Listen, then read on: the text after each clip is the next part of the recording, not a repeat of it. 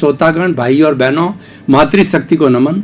Channel 24+ news के खास विशेष मनमोहक चित्त समाधि देने वाला, अच्छा इंसान बनाने वाला, मानवता के सूत्र देने वाला, स्वास्थ्य के टिप्स देने वाला और हमारी लाइफ स्टाइल के बारे में बातें बताने वाला, देश की विदेश की और योग दर्शन शिक्षा के विषय में बताने वाला, सत्संग कराने वाला पुनरुत्थान कार्यक्रम में आपका हार्दिक स्वागत है, अभिनंदन है, सत्कार है। पुनरुत्थान कार्यक्रम में हम प्रतिदिन नए नए विषयों के साथ में प्रवेश होते हैं। हर विषय के अंदर पर्वत की ऊंचाई होती है और सागर की गहराई होती है, यानी हर विषय शोध परख होता है, जीवन की नई दिशा को उद्घाटित करता है। हर विषय में गहराई होती है और हर विषय में कुछ न कुछ शिक्षा दी जाती है ताकि मनुष्य के जीवन में परिवर्तन आवे। तो आज का हमारा विषय है, बहुत बड़ा अध्यात्म से जुड़ा हुआ विषय है।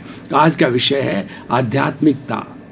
भाई और बहनों, दर्शकगण, श्रोतागण, भारत एक धर्मगुरु देश है।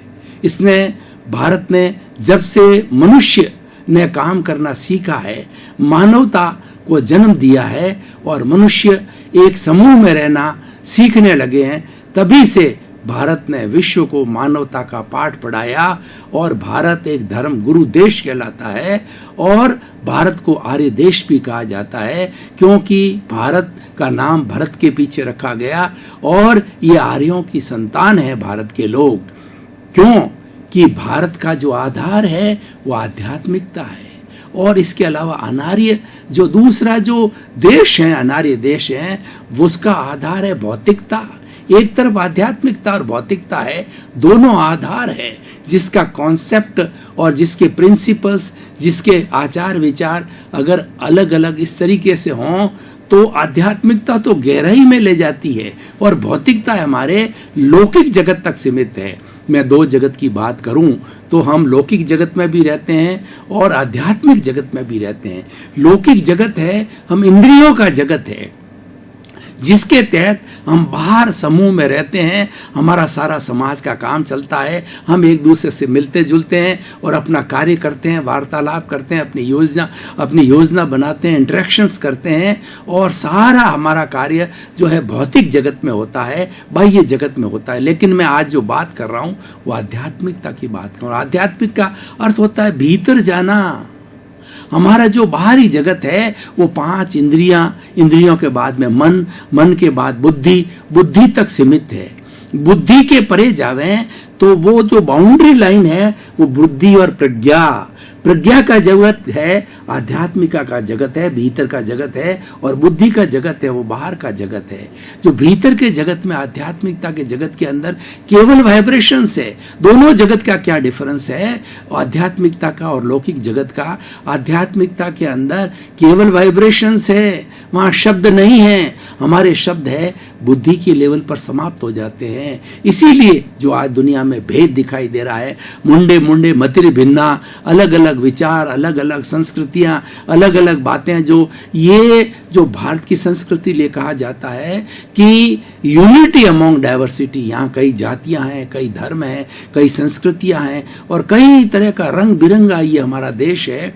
तो ये क्यों है? ये सब बुद्धि के कारण है, ये फर्क बुद्धि के कारण है, शब्दों के कारण होता है। लेकिन आध्यात्मिकता के अंदर केवल वाइब्रेशंस है, वो अनुभव जन्य है। दूसरे शब्दों में बात करूं तो आध्यात्मिका का जगत अनुभव जन्य जगत है। हमारे फ्राइड जो बहुत बड़े मनोवैज्ञानिक हुए हैं, इन्होंने मन के 3 स्तर बताए हैं। पहला मन का स्तर चेतन मन, कॉन्शियस माइंड, जो कि हमारे बाह्य जगत पर काम करता है, बुद्धि के लेवल तक काम करता है, मन के लेवल पर काम करता है, इंद्रियों के लेवल पर काम करता है, चित्त के लेवल पर काम करता है।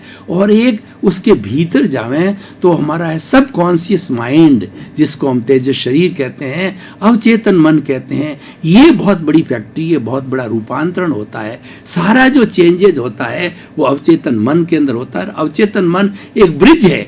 तीसरा और मन है जो कि अचेतन मन कहलाता है, अनकॉन्शियस माइंड है। उस कॉन्शियस माइंड के अंदर हमारी सारी दबी हुई भावना भरी हुई है, हमारे कर्म हैं और हमारा वेयर हाउस है, हमारा स्टोर है, कार्बन शरीर है जिसको कॉजल बॉडी कहा जाता है और वो आत्मा के साथ में फेविकॉल की तरह चिपका हुआ है, वह है अचेतन मन। अचेतन मन और चेतन मन के बीच का जो ब्रिज है वो है अवचेतन मन।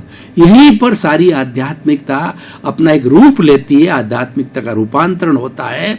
और यहाँ पर जो भीतर से जैसी जैसी वाइब्रेशंस आती है, उन वाइब्रेशंस को जो है, पहले वाइब्रेशंस जो है, मैं गंगोत्री की तरफ जाना चाहता हूँ कि गंगोत्री जो है शिव जी की जटा से निकली और हरिद्वार से निकलती है और धीरे धीरे धीरे पूरे हिंदुस्तान में बहती बहती ये सागर के अंदर जाकर के विलीन हो जाती है।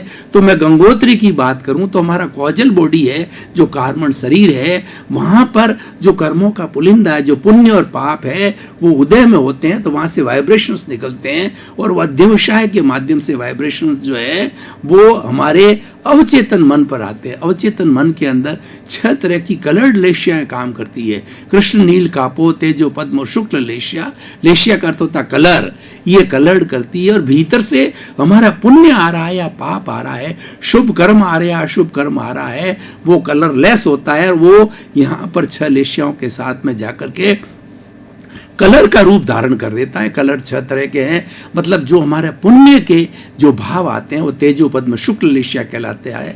तेजो लेशिया होती है वह पिंक कलर की होती है, जो उगता हुआ सूर्य है उसके पिंक कलर की जैसी होती तेजो लेशिया होती है और ये शांति प्रदान करती है। और पद्म लेशिया चमकते हुए हल्दी के कलर की होती है और ये आनंद देती है। और शुक्ल लेशिया एकदम व्हाइट होती है, चमकता हुआ कलर, ये हमें शुद्धता देती है, प्योरिटी देती है और इसी के माध्यम से हम सिद्ध बुद्ध मुक्त बनते हैं, मुक्ति की ओर जाते हैं और हमारा लिबरेशन होता है, हमारा इमांसिपेशन होता है, मुक्त हो जाते हैं।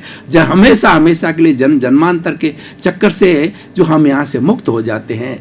तो ये लेशियाएं तो जो हमारा पुण्य यानी शुभ लेशियाएं आ रही है वो बनती है और अशुभ लेशियाएं आती है तो वो क्या होती है कि वो डल कलर की होती है। कृष्ण नील कापोत, कृष्ण का अर्थ होता है कि काले रंग की, जिसके अंदर हिंसा के भाव गहरे होते हैं, वो डल काले रंग के जो है में कन्वर्ट हो जाती है। और नील लेशिया होती है वो कपट के भाव होते हैं और नेगेटिव थॉट्स होते हैं, किसी को कष्ट पहुंचाने के भाव होते हैं और जो है वो किसी को धोखा देने के भाव होते हैं। वो नील लेशिया हो जाती, नीले कलर की। और एक कबूतरी कलर की लेशिया होती है जिसको कृष्ण नील कापोत लेशिया कहा जाता है। उस लेशिया के अंदर जो हमारे भाव होते हैं थोड़े हल्के भाव होते हैं, लेकिन वो भी भाव होते हैं, वो अच्छे भाव नहीं होते हैं, वो भी कष्टकारी भाव होते हैं, किसी को दुख देने के भाव होते हैं।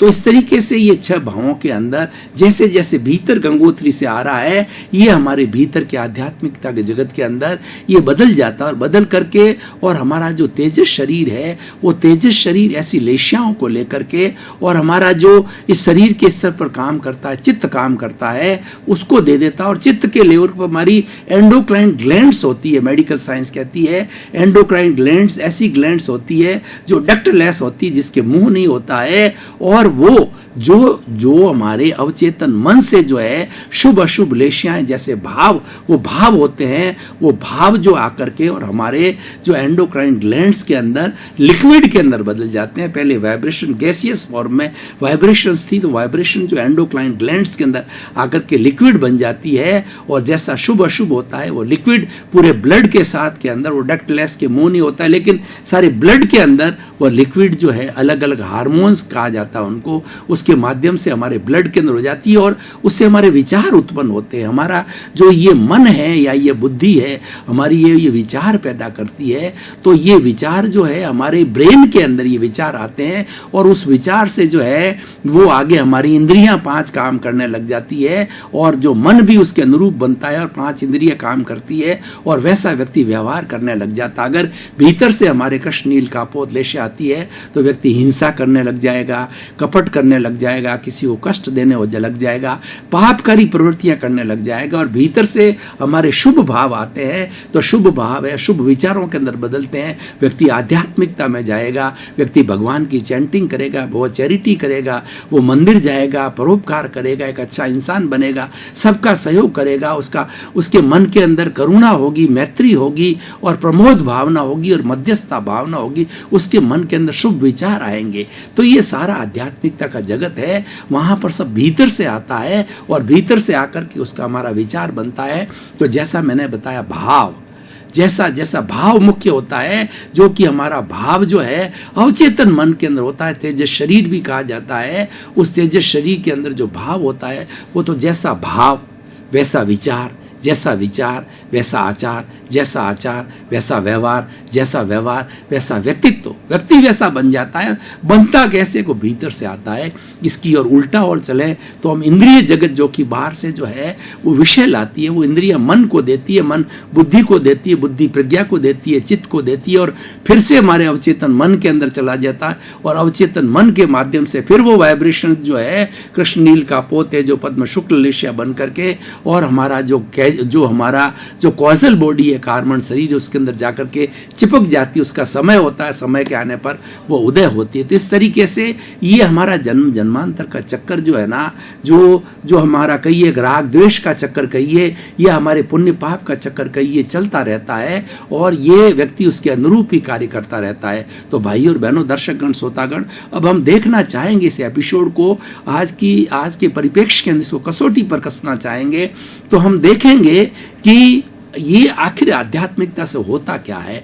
जो व्यक्ति आध्यात्मिक होता है वह व्यक्ति अच्छा इंसान होता है, और वह व्यक्ति किसी को धोखा नहीं देता है, वो व्यक्ति झूठ नहीं बोलेगा, बेईमानी नहीं करेगा, अनैतिकता नहीं करेगा, और एक अच्छे इंसान के रूप के अंदर समाज के अंदर आएगा। और जो व्यक्ति आध्यात्मिकता से परे है और वो मात्र इंद्रिय जगत के अंदर रहता है, तो स्वार्थ के चक्कर में, अपराध के चक्कर में, और भी जो है कई तरह जो है बुराइयों के अंदर वो चला जाता है। तो आध्यात्मिकता हमारा आधार है। अगर व्यक्ति को अच्छा इंसान बनाना है, व्यक्ति में रूपांतरण करना है, तो हमें आध्यात्मिकता के जगत में जाना चाहिए। इसीलिए भारत के लिए कहा जाता है कि भारत एक मंदिरों का देश है। यहाँ गली गली के अंदर मंदिर है। मंदिर किस लिए? हर मंदिर के अंदर जो मूर्ति होती है वो भगवान के रूप में स्थापित होती है और उसकी प्राण प्रतिष्ठा की जाती है। तो कोई भी व्यक्ति जिस गली में, जिस मोहल्ले में रहते हैं, वो ईश्वर की शरण में आते हैं। ईश्वर का जो वो बिंब देखते हैं तो उनको लगता है, क्योंकि ईश्वर जो होता है वो गुणों की खान होता है, उसमें अवगुण नहीं होता है। तो वह ये संकल्प करता है और उसको ऊर्जा मिलती है कि मेरे में भी ईश्वर जैसे गुण आवे, मैं भी बुरा व्यक्ति नहीं बनूं।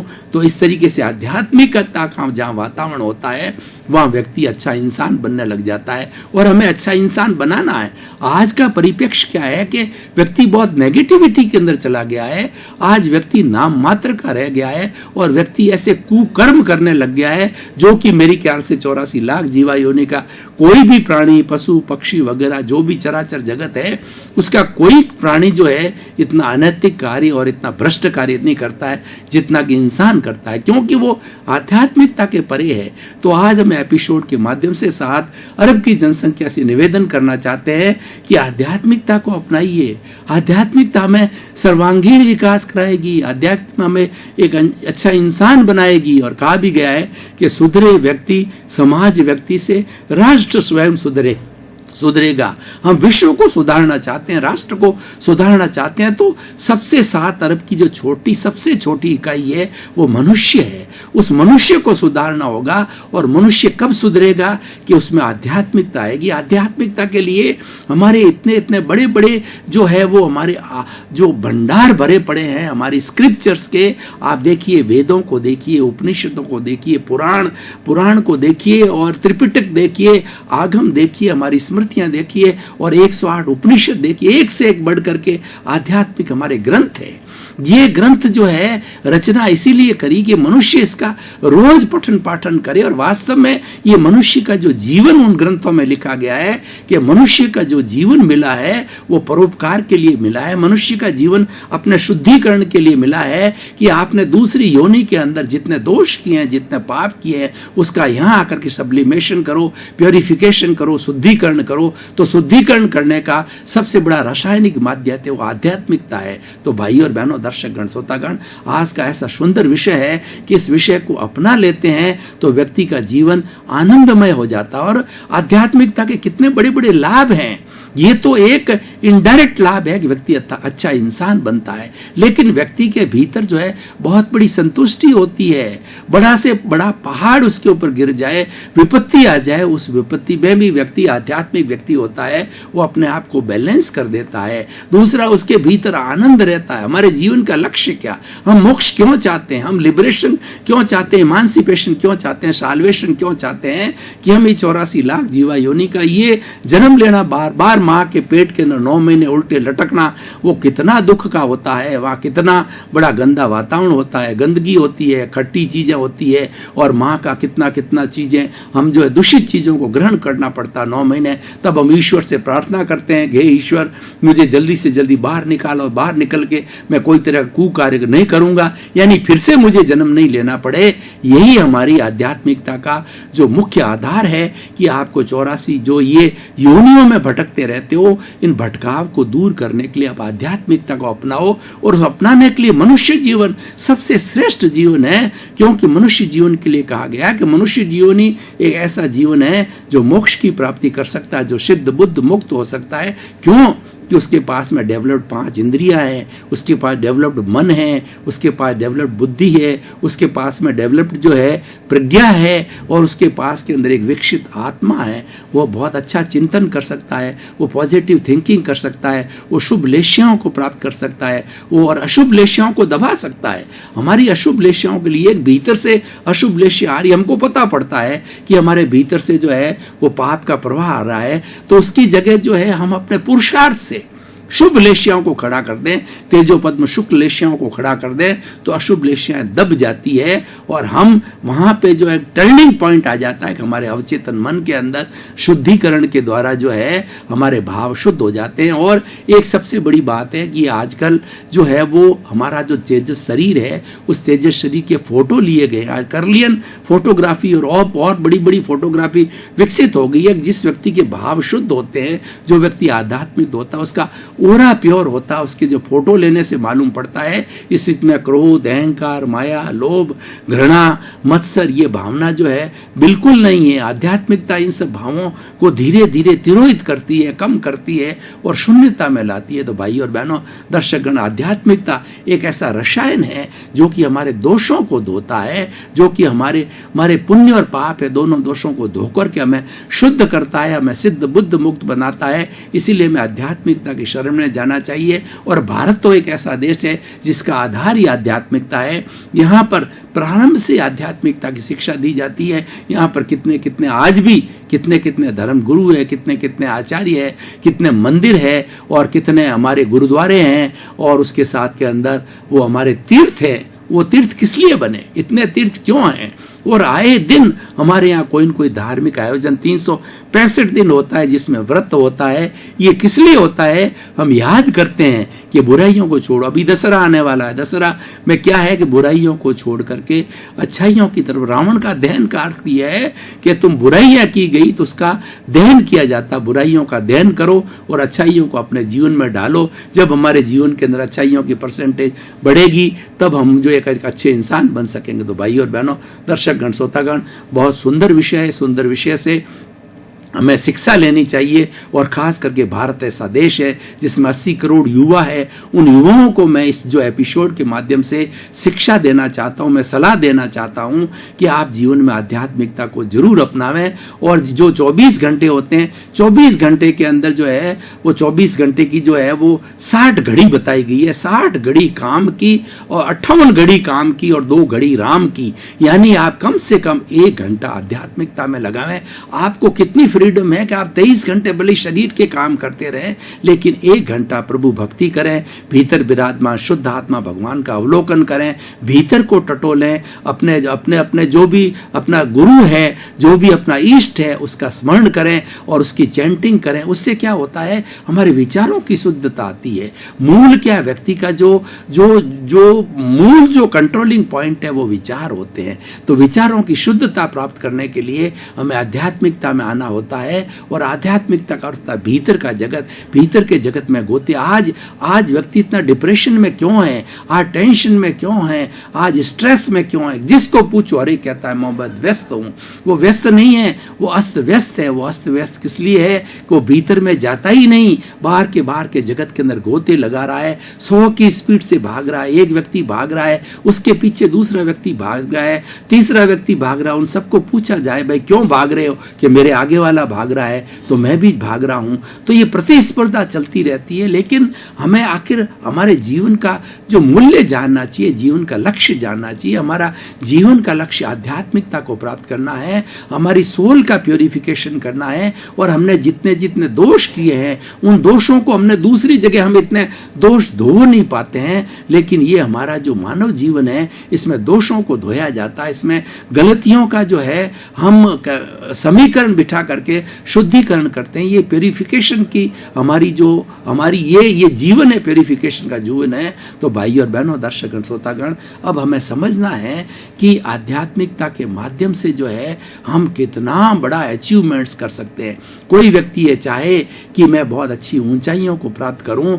दर्शकगण, श्रोतागण, भाई और बहनों, आपका बहुत बहुत धन्यवाद। आप पुनरुत्थान कार्यक्रम देखते रहिए। पुनरुत्थान कार्यक्रम में प्रतिदिन नए नए विषय, जीवन निर्माण के विषय आते रहते हैं, और आप दूसरों को प्रोत्साहित कीजिए, क्योंकि ये विषय व्यक्ति में परिवर्तन लाएंगे, अच्छा विचार करेंगे, और हमारा जो आज वैचारिक प्रदूषण बढ़ रहा है, वह प्रदूषण हमारा जो अच्छे विचारों के अंदर परिवर्तित होगा। आपका जीवन आनंदमय हो, मंगलमय हो। आपके प्रति शुभकामना।